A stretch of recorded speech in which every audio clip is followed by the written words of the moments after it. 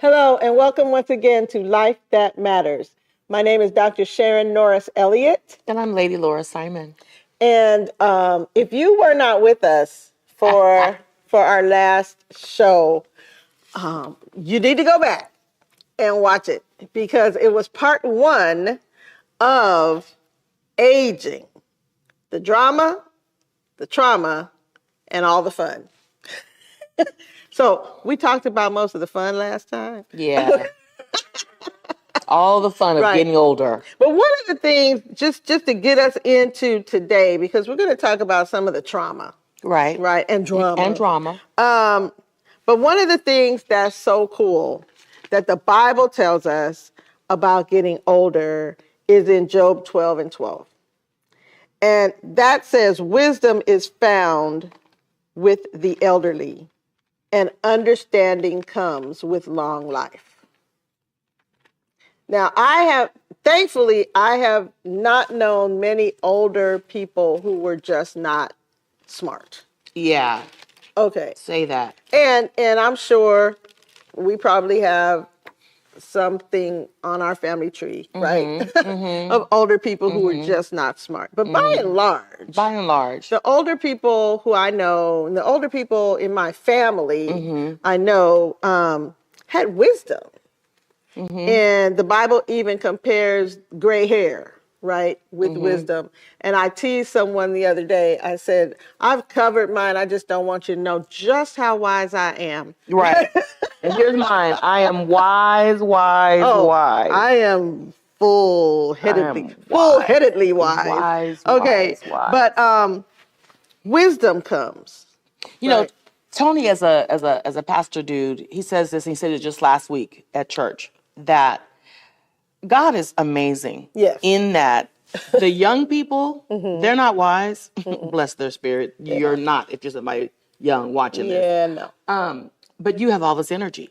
Yeah. Whereas the older person has no energy, but they're wise.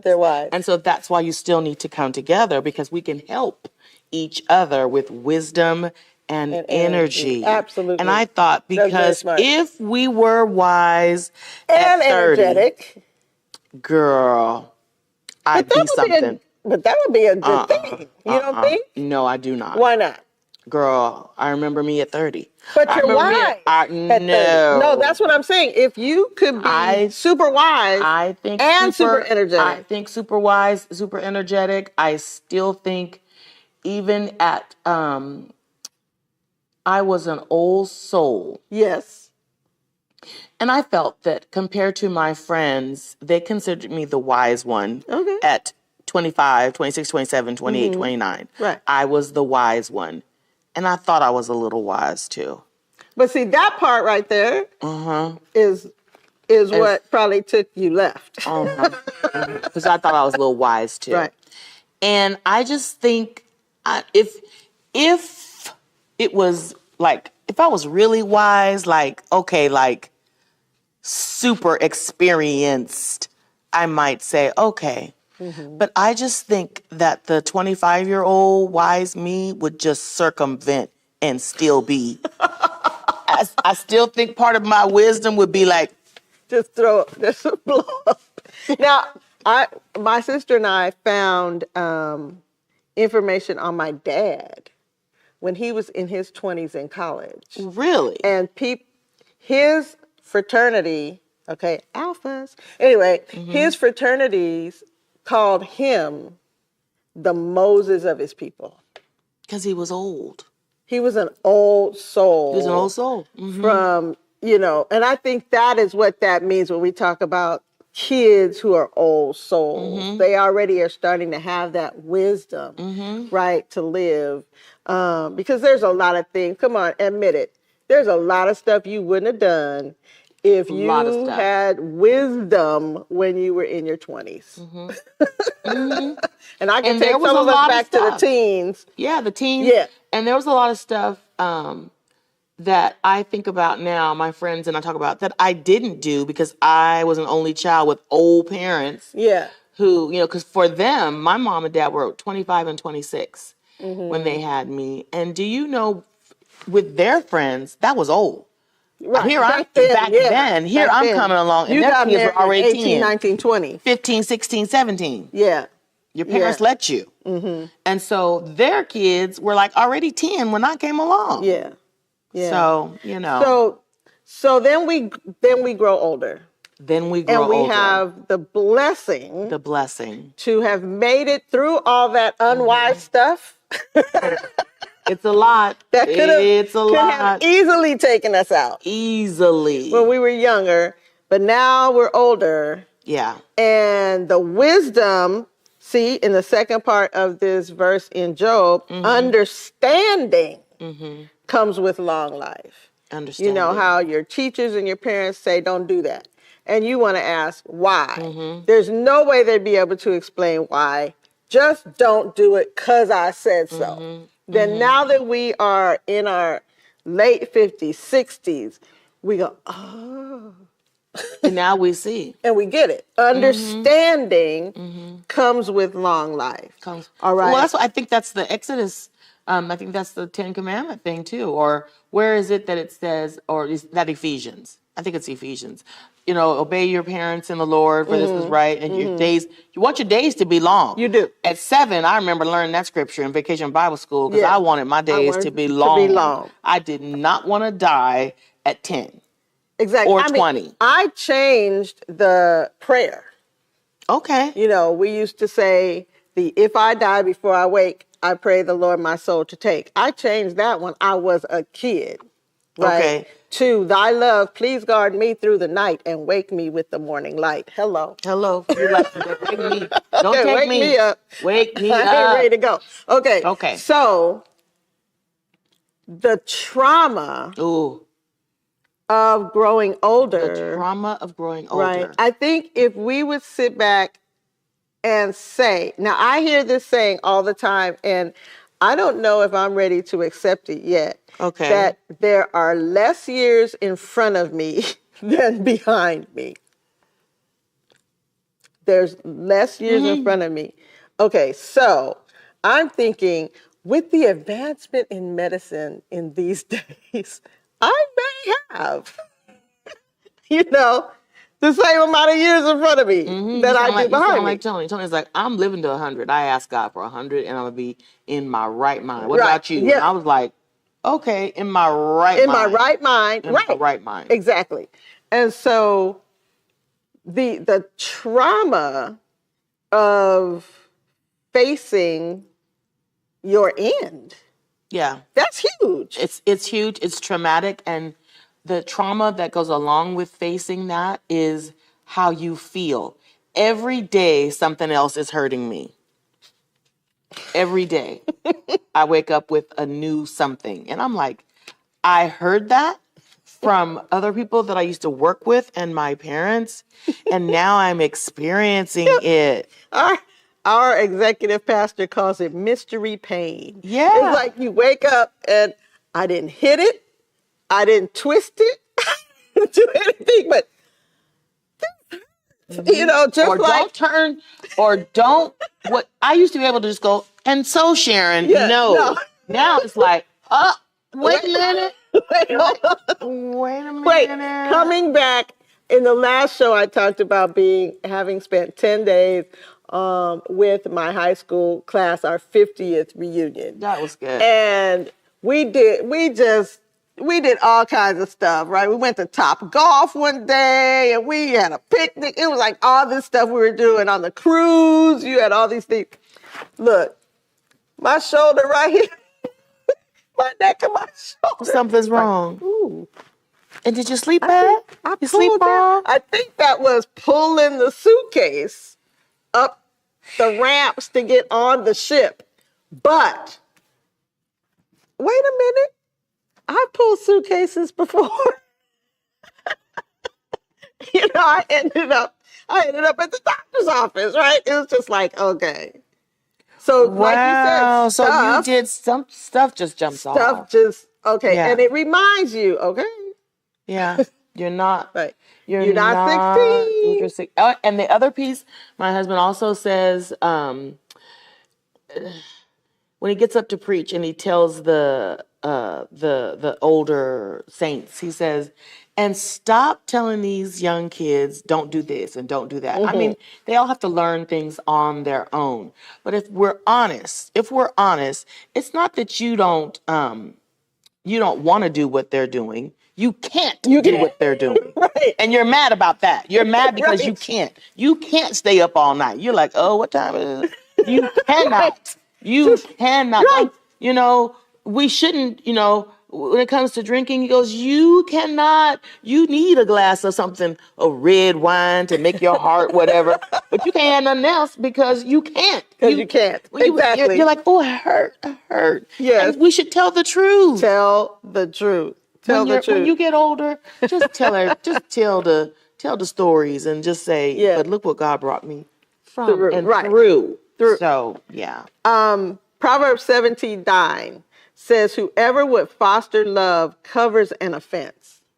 I love that one too. But whoever repeats a matter separates close friends. Now, it's like, what version is that? I'm not exactly sure. I think that might be an NIV. Let me find that in the message. But keep talking. As we get older, we have more things to cover for each other. And it's okay. It's okay. It's okay to cover. It's okay. Right? I don't need to tell everybody all the things I know. You don't need to about Lady Laura. Yep, you don't need to tell all how I and Lady tell Laura in the front yard. Doesn't need. Now, if I plan to tell about me, I want to tell about me. That's my business. What was it again? 17 what? 18? 9. 17 Proverbs 17:9. Okay. You don't need to tell everything. No. And there's a time and a place to share. Now, I do believe older women, we do need to share with the younger women some of the struggles that we had as young women. Yeah, that's a Titus 2 move, and you really should. Yes, because you should be a Titus 2 woman. Many of them, especially if you are, looked up to, you're respected at the church or whatever. Honestly, young people think you never experienced any of the temptations that they experienced. And you don't know. And you definitely didn't fall for anything. Okay. There's a lot of things I could tell you. Right. I'll never forget one of the ladies at another church I was at, just the sweetest sweetheart ever. And she had raised a lot of kids and everything. I mean, just she was quiet, whatever. I was sitting there like with my mouth open to find out that like 3 of her kids she had before she was married. Yeah. Like, sister, wait, what? That can't be. Can't be. You want to go, I want to hear that. Yep. Yeah. But she knew. She knew what it was like. She could sit down and she could have talked. And she could share with you. Yes. And the hardships and what have you. So there is a time. There's a time. For us to let young people know, honey. At most of our women's gatherings, when we have the older set and then we call it Wild Women Wednesdays. And on those nights is when we talk to the young people and the older women share, and they are just blown away and so thankful. Yes. That they're like, so I'm not by myself? No, you're not by yourself. You're not by yourself. You're not. And we could be here to hold your hand and help you to get through this. So look what it says. So the Living Bible. So this is the Proverbs 17:9. 17:9 says, love forgets mistakes. Nagging about them parts the best of friends. Okay. I like that because you don't want to, I can tell you stuff and then go and I say I'm gonna leave it alone. I'm not gonna keep on beating you over the head with it, right? But there are things that we just don't do. Overlook an offense and bond a friendship. Fasten on to a slight and goodbye, friend. That's right. Little stuff. Little stuff. Just let it go. Yes. And you find out too as you age that life is short. There you go. We're learning that. Yeah. We're learning It's that. just not worth Right. holding on to so much trash. It's not worth it. Because even in our bodies get rid of refuse. Right. And if it's unable to get rid of refuse, it causes sickness. Which is what the book, I do not have the author off the top of my head, but The Body Keeps Score. Oh, I even love that title. Oh, it talks about how we go through things and how you may say, oh, it's no big deal. I don't remember. I've forgiven so-and-so, but your body keeps score. And so that's why some of the things we have going on or you haven't let it go. It's because we haven't let it go. Wow. Yep. I love that. I think it's the Dead Sea is dead because there's no outlet. Oh. Right. Stuff comes in. That's why there's like such a salt buildup that you will not sink. You will totally. No, you won't. I laid on it. I actually laid on it. You will not. And there is no outlet. No outlet. So we've always got to have an outlet. 1 Peter, here's a New Testament verse. It doesn't say the word friend, but it does say 3 things that we're supposed to do. Love one another deeply, offer hospitality without grumbling, and use our gifts to serve one another. That's still friends. Yeah. Right? So hospitality. Giftedness. And then loving deeply. It's like, okay. And then John 15:13, we all pretty much know, greater love has no one than this, that a man lay down his life for one's friends. So that could start with the waking up in the middle of the night. It can go so many different directions. It can go in many directions. When you have a friend. Yes. Right? I've loaned money that was really not what I could afford, but I knew a friend needed it.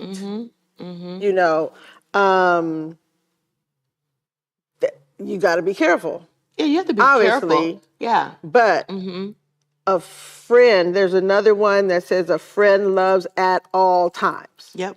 Right. And I believe that does not have to do so much with the times that are happening with your friends, but the times that are happening with you. And your heart. Yes. Yes. Yeah. When James was sick, right, I had to cut off the stuff I loved to do for what he needed, and it was not even a second thought. Right. You didn't even think. Right. You didn't think twice about that. Right. You just did it. And God will. God will come around and fix whatever. This one I like too. I might not go in the order, but this one. Job 42:10. Oh, that just right there. Oh, yes. That changes your whole circumstances. After Job had prayed for his friends, the Lord restored his fortunes, Job's fortunes, and gave him twice as much as he had gone through before. all that, right? Now, see, Job's friends were a trip. They were.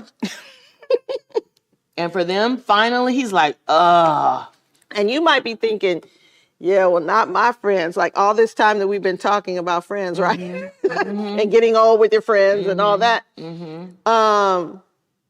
But your friends could maybe, like Job's friends, they were trying, but they were giving him the wrong advice. That version of the Living Bible said, stop nagging them. Yeah. Yeah. And Job had to pray for his friends.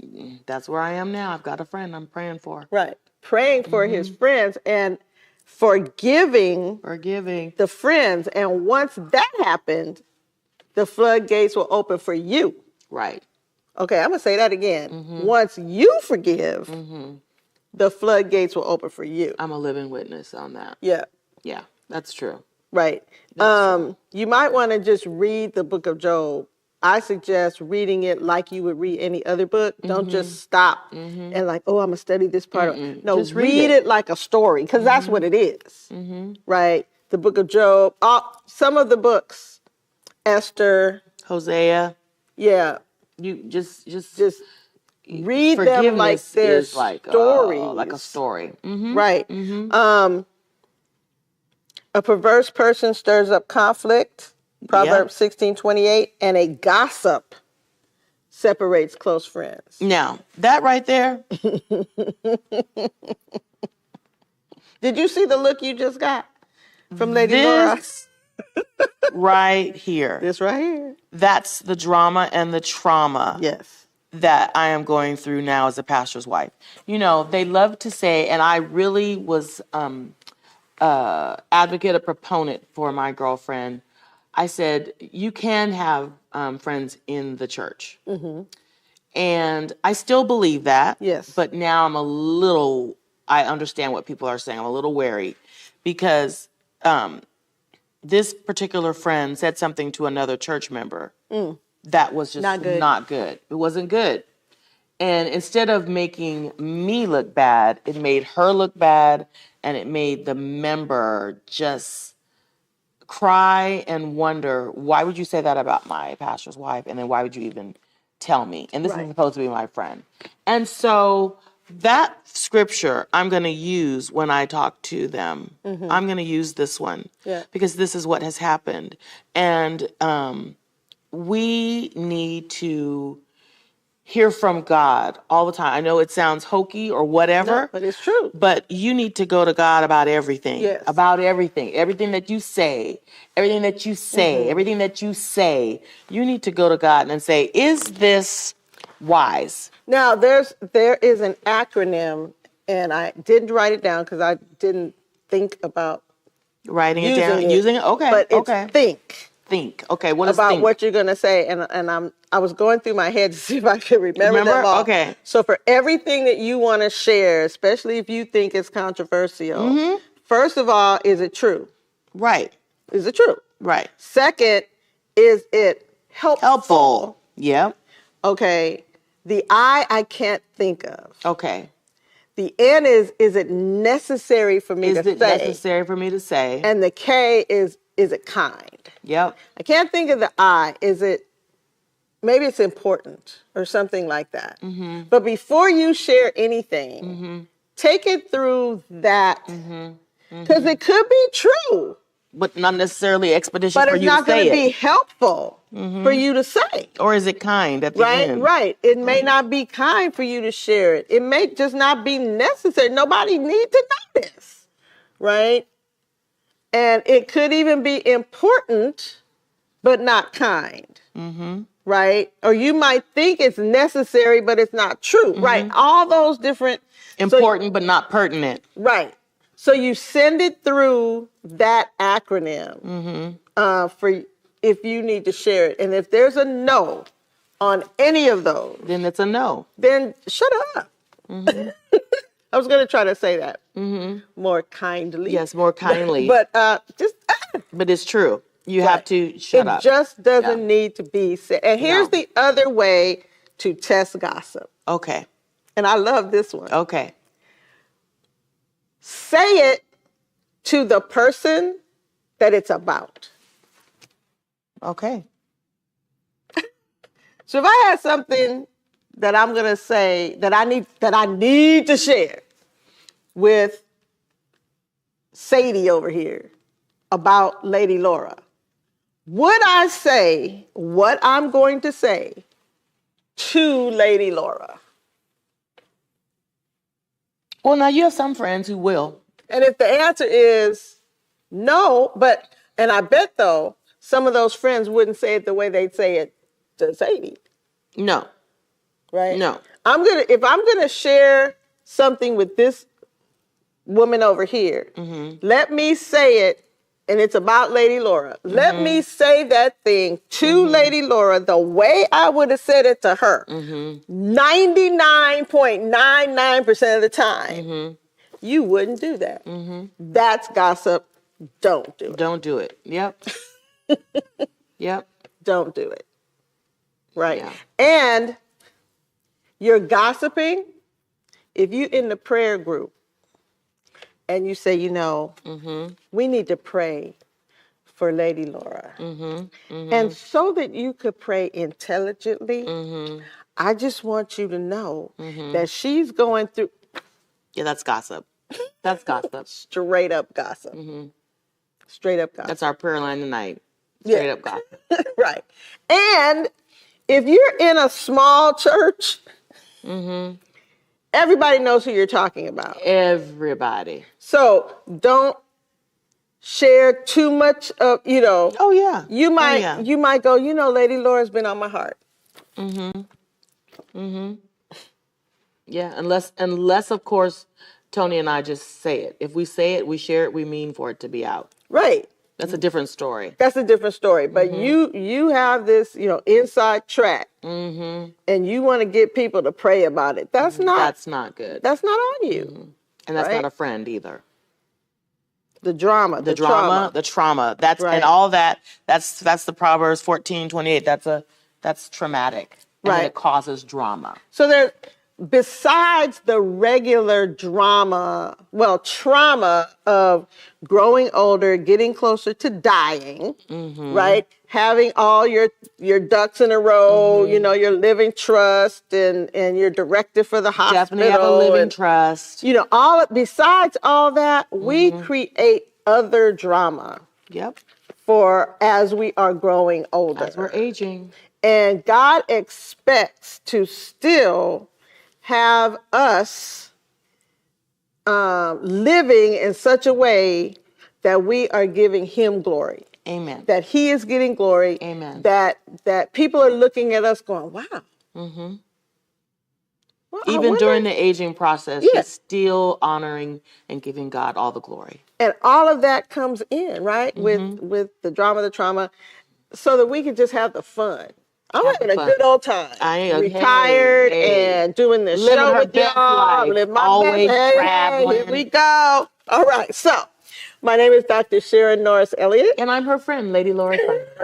And we are going to be with you again next week. Who knows what we'll talk about as we talk about living this life because we matter to the King.